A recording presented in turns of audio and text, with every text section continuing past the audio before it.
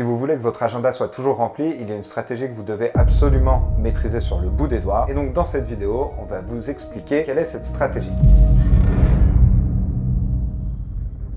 C'est Edouard et Quentin de Teliosa.com et donc nous ce qu'on fait c'est qu'on aide les thérapeutes à avoir plus de clients. Si vous voulez être sûr d'avoir accès à tous les conseils, abonnez-vous à la chaîne YouTube. Donc dans cette vidéo je me suis dit qu'un point important ce serait finalement d'expliquer comment est-ce qu'on fait pour avoir un agenda rempli. C'est un peu le rêve de tous les thérapeutes et en fait de toutes les activités qui se développent, c'est que vraiment son agenda il soit rempli de nouveaux rendez-vous et de nouveaux clients. C'est vraiment l'objectif que je trouve un petit peu c'est vraiment l'objectif le plus important et finalement pour un thérapeute avoir son agenda rempli, ça se résume à un seul chiffre, c'est le nombre de demandes de nouveaux rendez-vous par jour. Et ça, c'est vraiment le plus important en langage startup, ce qu'on appelle le lead flow, c'est-à-dire le nombre de personnes qui vous contactent et donc le nombre de rendez-vous que vous avez. Alors pourquoi est-ce que c'est important? Moi, je trouve que ce qui est super important, c'est qu'en fait, son activité, on puisse la résumer à un chiffre, parce que quand on arrive à résumer son activité à un chiffre, c'est beaucoup plus facile de la piloter. Donc, il faut choisir une donnée, il faut choisir ce qu'on appelle une métrique, et je trouve que le nombre de nouveaux rendez-vous, ça, c'est une bonne métrique. Très bonne métrique.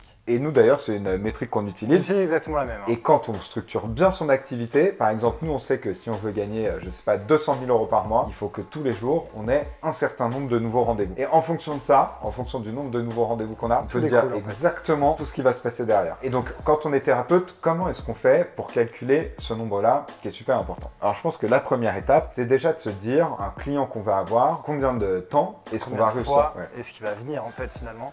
Et c'est ce qu'on appelle la rétention. Et donc en gros, si vous avez cette personne qui vient, on va dire par exemple 4 fois. Elle vient 4 fois dans le mois, vous vous dites ok, donc ça veut dire qu'un nouveau client, il va me rapporter tant d'argent et surtout il va venir me voir 4 séances. Mais moi, dans un mois, combien est-ce que j'ai de créneaux ouverts? Et ça va être ça votre objectif, ça va être de remplir tous vos créneaux. Donc je sais pas, il y en a ça va être 30 par semaine, il y en a ça va être 20 par semaine, il y en a ça va être 10 par semaine. Vous dites ok, un nouveau client, il va me remplir tant de nouveaux créneaux. Et à ce moment-là, vous vous dites ok, ça veut dire que toutes les semaines, il faut tant de nouveaux créneaux et donc tous les jours, il me faut tant de nouveaux clients. Et donc en fait, c'est aussi simple que ça va être de réussir à identifier ce chiffre-là. Donc ça, c'est la première étape. La deuxième étape, ça va être de réussir à faire bouger ce chiffre-là. Donc comment est-ce qu'on peut faire pour faire bouger ce chiffre-là? Honnêtement, c'est assez simple. Nous, ce qu'on fait, c'est que moi, je reprends mes calculs un peu en mode à la base, comme quand j'étais au collège et au lycée, et je fais juste bouger les chiffres dans tous les sens. Et donc du coup, regarde juste le nombre de slots qu'on a ouverts, le nombre de rendez-vous qu'on a par mois. Et ensuite, je divise ça souvent par le nombre...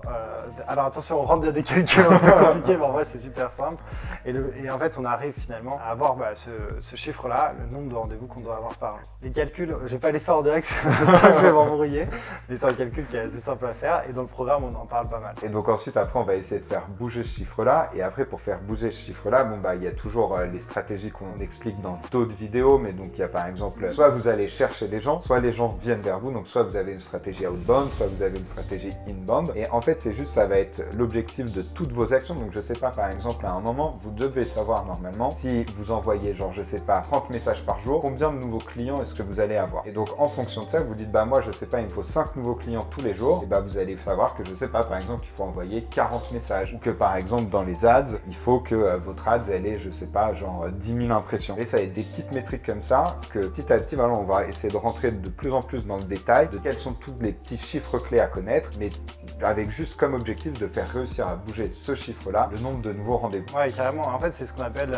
le rétro-engineering. En gros, c'est partir de la métrique la plus importante, c'est-à-dire votre chiffre d'affaires, quel est l'objectif du chiffre d'affaires, et ensuite remonter jusqu'à, par exemple, le budget de pub que vous voulez avoir. Et donc, du coup, nous, par exemple, dans notre activité, on a notre chiffre d'affaires, le nombre de slots disponibles, le nombre de calls qu'on peut avoir par mois, par semaine, par jour. Et donc, du coup, on arrive à trouver la bonne métrique. C'est des calculs qui sont super simples, mais il faut juste être super clair avec ça. Moi, par exemple, je sais que les mois où c'est pas très clair dans ma tête, on n'atteint jamais nos goals. Par contre, les mois où c'est très clair, où j'ai vraiment tout noté sur mon cahier et tout, c'est vraiment comme un lycéen. Mais c'est vrai que ça, d'ailleurs, il y a une autre vidéo qu'on a fait où on explique plus les publicités Facebook, ce qu'on a appris en dépensant. Au moment où on a fait la vidéo, on avait dépensé plus de 150 000 euros, je crois, en pub Facebook. Aujourd'hui, on a dépensé oh là là là là là là, un chiffre qui n'est pas disable. Et c'est vrai qu'on expliquait que tu avais ce petit carnet, tu sais, où il notait genre comme un scientifique. Aujourd'hui, les pubs vont bien. Aujourd'hui, les pubs vont mal. C'est un petit carnet un peu mystique, tu sais. Et donc, non mais ça, c'est vrai que c'est un bon point qui nous amène sur le troisième point, c'est qu'en fait, quand vous faites ça bien, vous savez par exemple un nouveau client, combien ça vous coûte de l'avoir. Donc soit ça vous coûte de l'argent, soit ça vous coûte du temps, soit ça vous coûte des messages, mais imaginons si on veut des trucs un peu plus simples, on peut savoir que genre un nouveau client, ça va vous coûter, je sais pas,